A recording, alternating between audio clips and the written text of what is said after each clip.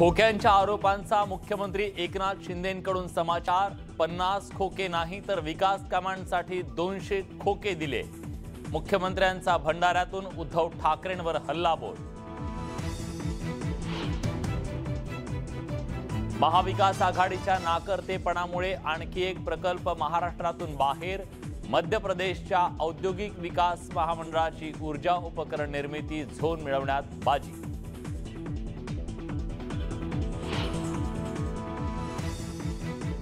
केसरकर राणेंच्या मनोमिलनानंतर युतीला कोकणात पहिलं यश। सावंतवाडी खरेदी विक्री संघात सर्वच्या सर्व जागांवर विजय, तर महाविकास आघाडीचा सुपडा साफ। शिवसेनेत फूट पाडण्याला केवळ राष्ट्रवादी जबाबदार।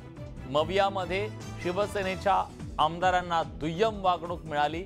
गजानन कीर्तीकरांचा गंभीर आरोप।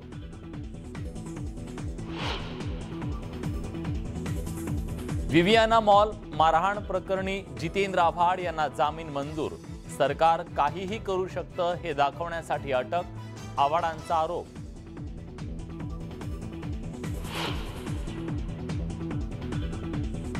अफजल खानाच्या कबरी शेजारी सापडलेल्या कबरी बेकायदा।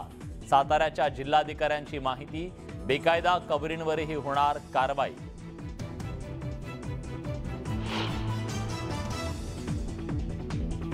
आठवड्याभरात दिल्लीत सलग दुसऱ्यांदा भूकंपाचे धक्के। 5.4 रिश्टर स्केल तीव्रतेच्या भूकंपानं दिल्ली हादरली।